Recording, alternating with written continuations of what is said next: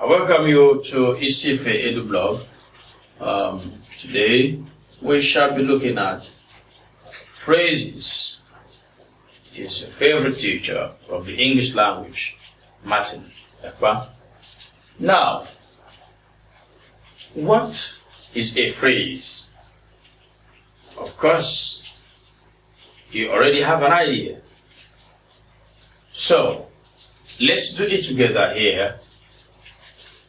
Probably, you may get one or two new things and the illustrations will be glaring enough.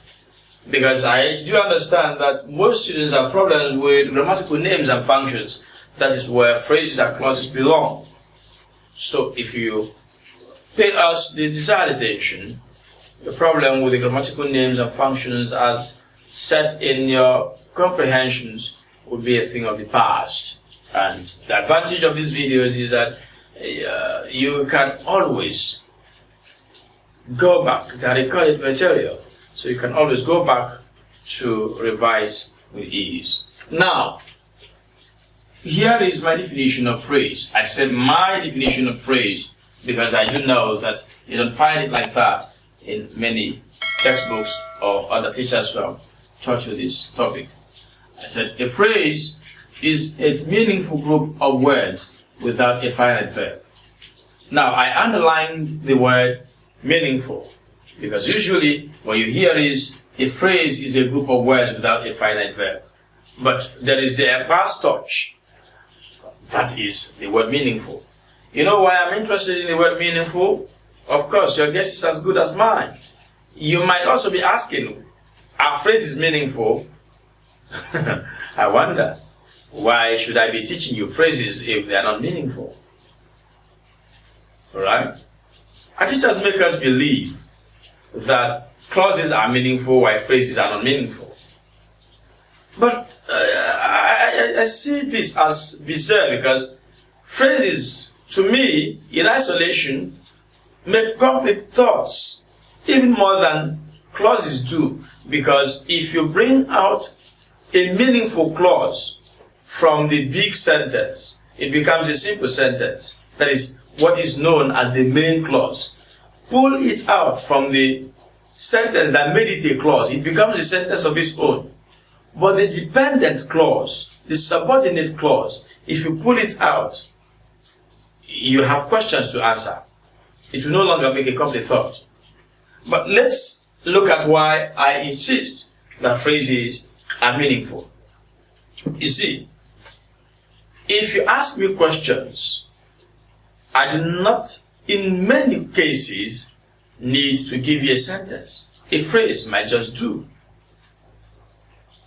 I teach, yet I'm not talkative, so I do not need too many words to answer a question. Let me show you. If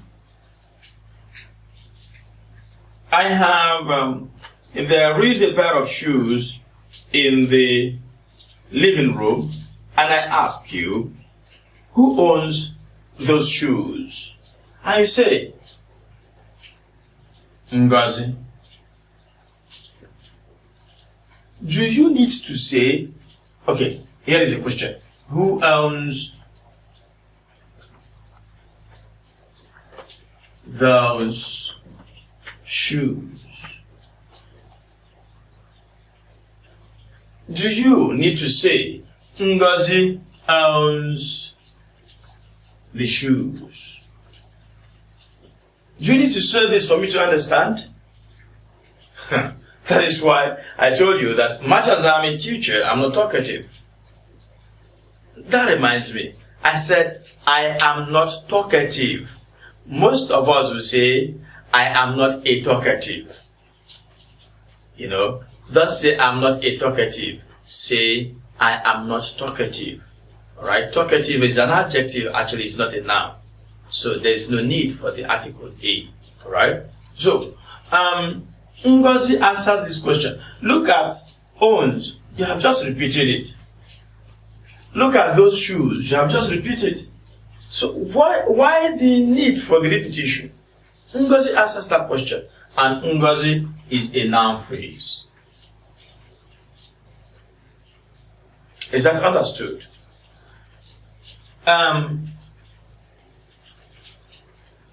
Who are you waiting for?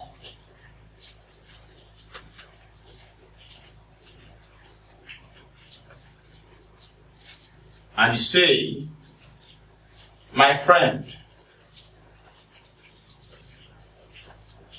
Do you need to say, I'm waiting for my friend for the person who asked you the question to understand? It is not necessary. In saying, I am waiting for my friend, you have again done the repetition I talked about earlier. I am waiting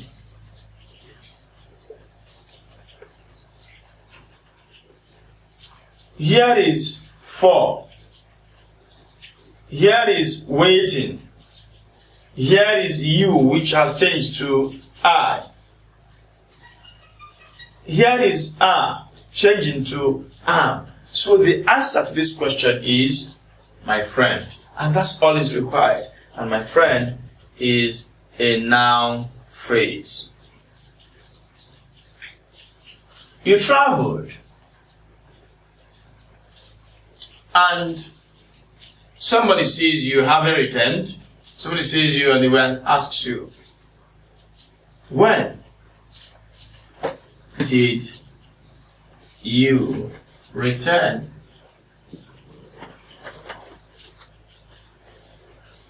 And you just returned the day before this question was asked. Alright? Yesterday is my answer. And yesterday is so meaningful that it tells the person when you returned. That's adverbial phrase of time. So why would somebody be saying the phrases are not meaningful? Please, phrases. And I have shown you that yesterday answered, or does it not answer the question? Do I need to say I returned yesterday to make meaning? I don't need that. Then, let's even look at it from the angle of a child. If your younger one comes up to you and says, food, a boy of 2 years comes to you and says, food, and you're waiting for the boy to tell you, I am hungry, give me food, then you are not communicating. So that's what I'm talking about. Yesterday is my answer to that question. Ngozi is my answer to this question. My friend is my answer to this question. So, phrases are indeed meaningful and are potential answers to questions.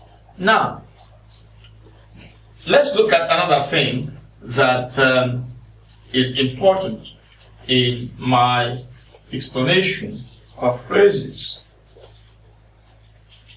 If you get this gist very well, our work on clauses will be simpler because the same principles apply. Alright? Now, I have something here that says group in grammar does not necessarily mean more than one. That's another key thing to understanding phrases. And you saw what I did earlier. Let me do more. If I have Ekpa teaches English, you will agree with me that this is a correct English sentence. Alright? Use your knowledge of this vocab, subject, verb, what do you call them? Object, complement, adjunct. That's what we're told as this vocab. S-V-O-C-A. Alright? If you use this, you have this as what? Subject. This as verb. And this as object. S-V-O. Which means we have practically 3 phrases here in this sentence. The first is a noun phrase, which is the subject of the verb teaches. The second is the verb phrase itself, which describes the action of the subject, and the third is the object, which receives the action of the verb. That again is a noun phrase. Look at what I want you to understand. Each of the phrases we have here is just one word. Just one word. Now, if you're still living in the world of surprise, let me open things up. Can I make this one word, which I call a phrase, in this sentence more than one? Yes, I can. Trust me, I can. Now, if I say, the man teaches English,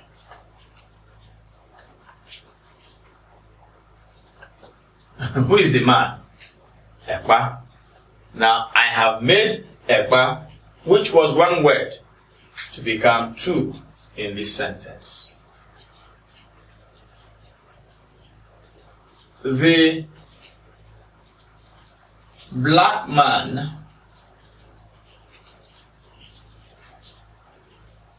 teaches English.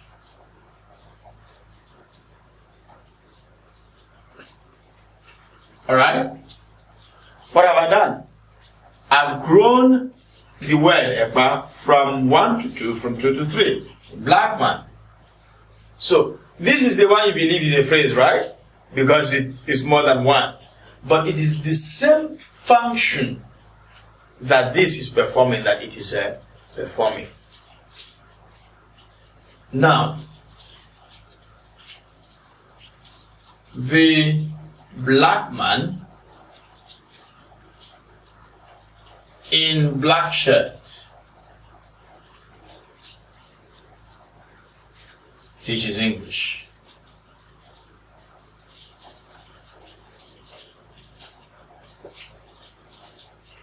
Now, 1, 2, 3, 4, 5, 6 words. I have grown what was one word in the first sentence to 6 words in the fourth sentence. That's what I mean. 1, 2, 3, 4, 5, 6 refer to the same person and is a noun phrase functioning as a subject of the verb teaches, which is the same function that this one performed. So, that's what I mean. A phrase could just be what? A single word in action.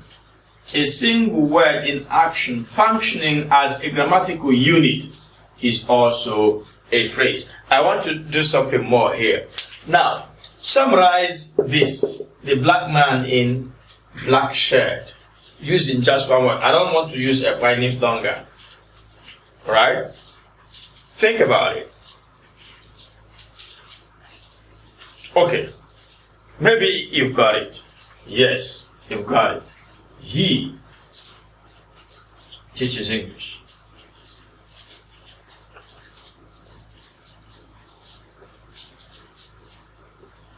You see?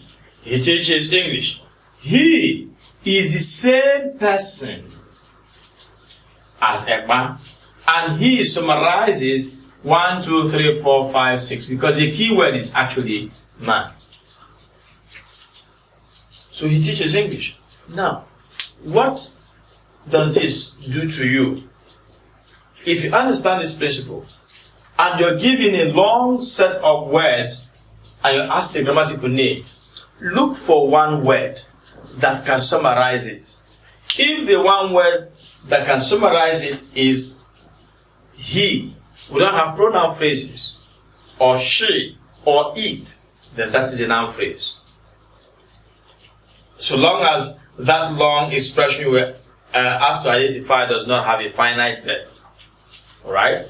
If he, she, it, they, can, or him, in the case of the object or the complement, him, her, it, or them, if these can replace that long expression, then it is a noun phrase. So don't mind the length of the word. Just think of one word that can replace the lengthy number of words there, and you've got yourself the answer.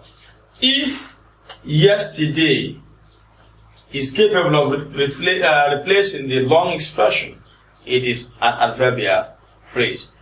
If you could simply use when, where, how to replace it, alright? It tells me when, it tells me where, it tells me how, then that is an adverbial phrase. Alright? Then, let's see how these things go. So you could look for one word to replace the phrase, and you've got your answer.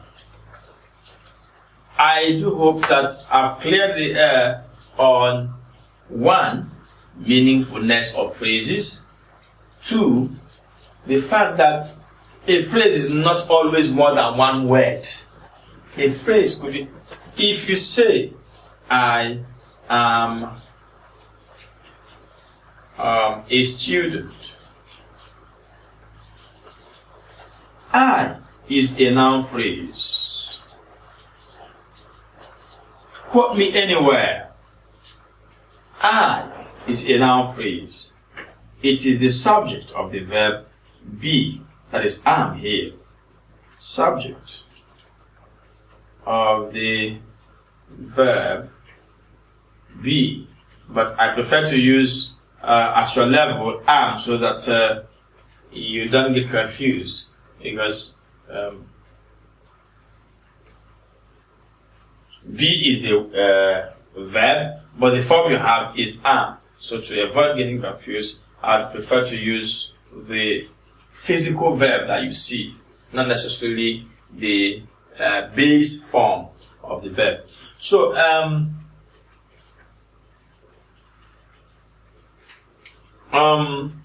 that's that. I is a pronoun, but it is the noun phrase in this sentence, just a single word. That's how it goes. Next, we'll look at this expression, a finite verb. When I was at school many years back, we were given a question that says, phrases, we're just to answer by saying yes or no. And the lecturer said, phrases do not have verbs. And trust me, I said yes, and I failed, because phrases actually have verbs. What they don't have is the finite verb. Alright?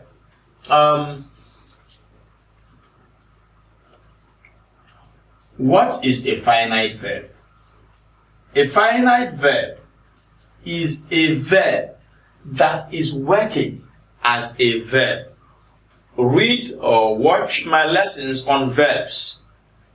That's how I define it. There's no need for ambiguity. A verb that is working as a verb is called a finite verb. What this means is that a number of times verbs play other roles. A verb may be working as a noun. A verb may also be working as an adjective.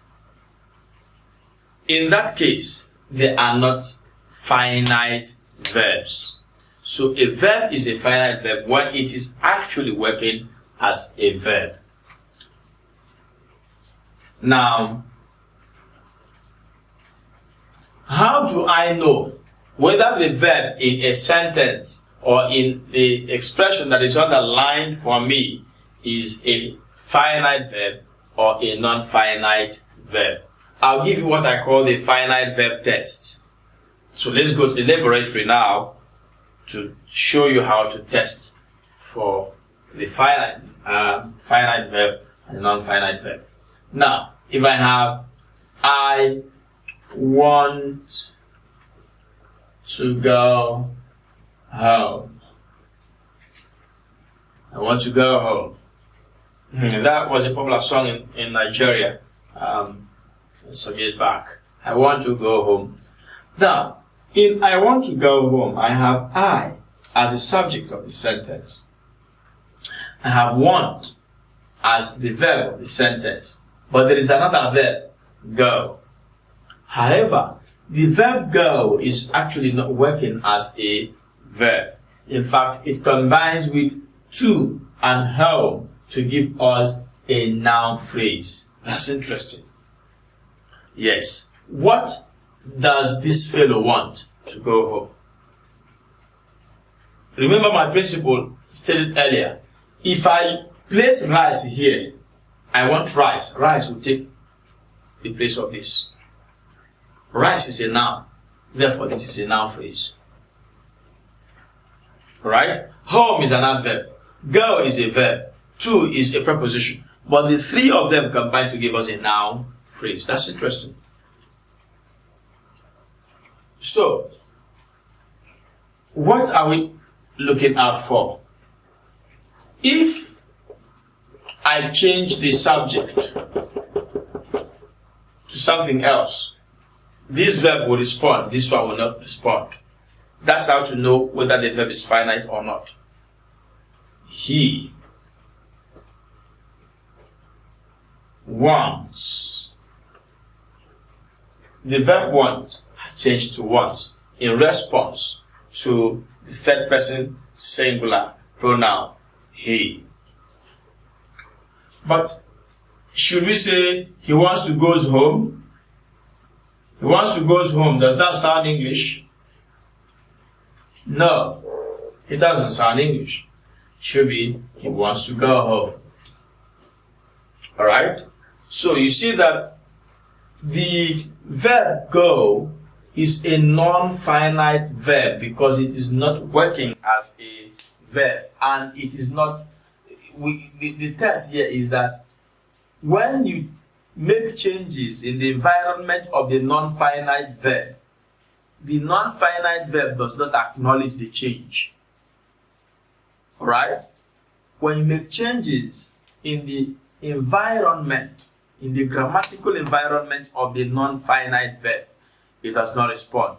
But the finite verb is the verb that responds to changes in its grammatical environment. Now, let us say that this incident happened yesterday.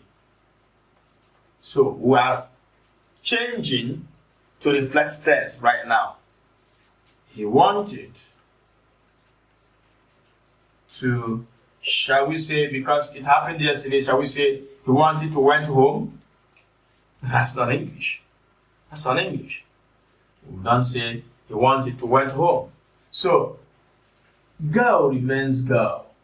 When want had changed to want and to wanted, go had remained consistently go. So, go as used in this sentence is a non-finite verb. Please, let me say this. Let no teacher give you a list of verbs and call them examples of non-finite verb or examples of finite verb. No, that's not what I'm teaching you. Let me try in other sentences to use go as a finite verb. Go, as used in this sentence, is non-finite. This does not mean that go is an example of non-finite verb. There is no verb in the English language that is called finite, and no verb is called non-finite. It is the function of the verb in the particular sentence where it is found that makes it either finite or non-finite. Now, look at this. Look at this. He goes to swim every day. He goes to swim every day. This is go. I'm trying to make sure that you don't get confused and think that go, Ekpa said, is a non-finite verb. I didn't say so. I said that go, as used in the sentence I want to go home, is non-finite. Here is go. He goes to swim every day. He goes to swim. Do you know that swim is also a verb? this time around, swim is working as a non-finite verb, while go is working as a finite verb. Therefore, if I have I, again, go will respond by becoming goes will respond by becoming go. I go to swim every day. I go to swim every day. Alright? We are talking phrases. So why am I dwelling so much on finite and non-finite verb? This is the reason why I have not understood it all the while. If you do not know when a verb is finite and when it is non-finite, the tendency is that when you see a phrase, you call it a clause. When you see a clause, you might call it a phrase. Alright? So, understand what is meant by finite verb. That's why I'm taking my time to explain this. So, if this is a regular action in the present, here it's a regular action in the present using he, here it's a regular action in the present using I. What if this were a regular action in the past? What will happen? Let's look at what will happen. He went to swim every day. He went to swim every day. Yes, when his parents were alive, when he was in Lagos, when he was in Abuja, where he could. So something may have happened to change the situation. But before now, it was a regular feature of his life. He went to swim every day. Goes changed to go, and subsequently to went. Could also become gone. But in the case of gone, it will be in the perfect tense form, so we might remove every day. Alright? He has gone to swim. He has gone to swim. So, goes to go, go to went.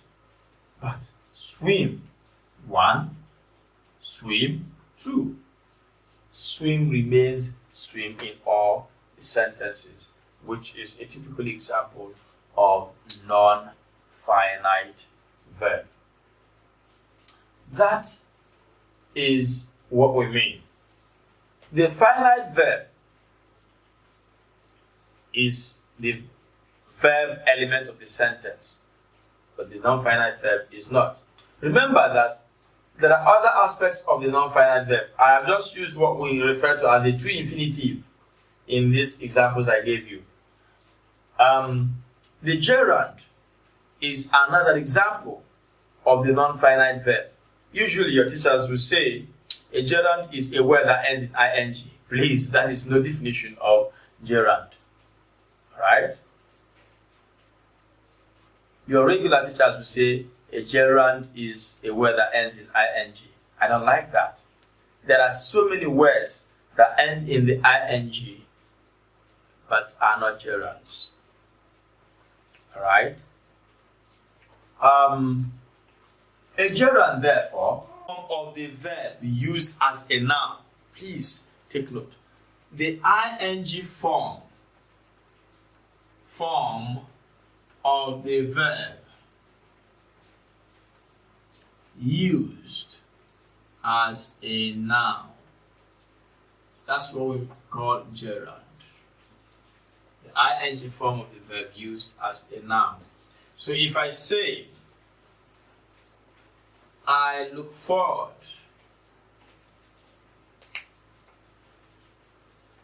to hearing from you.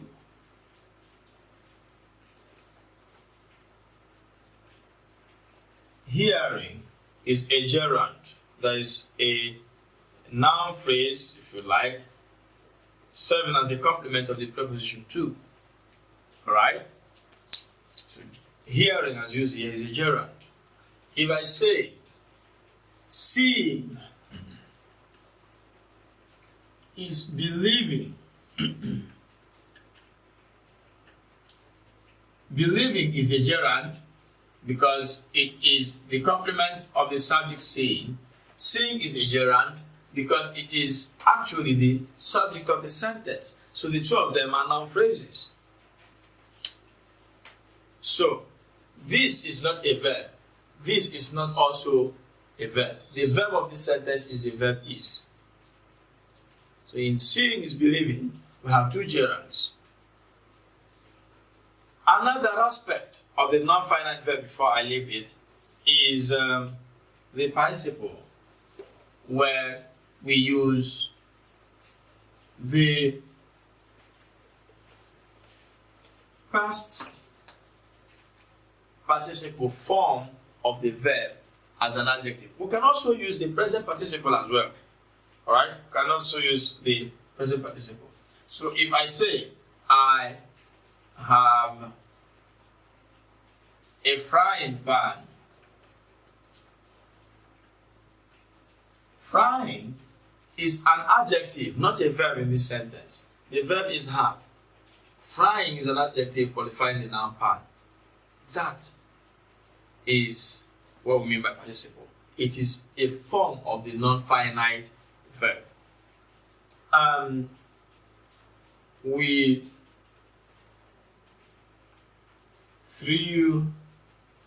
threw the broken bottle away.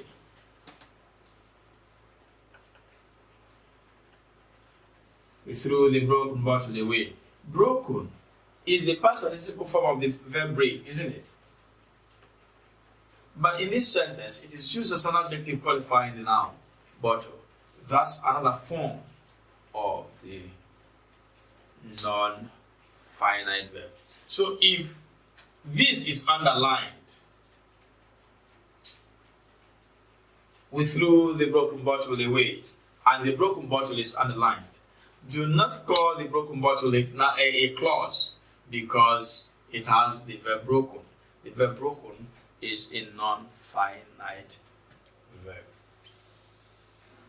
Okay, with this introduction, we shall go properly to analyzing phrases. It's important that we give you this rich background.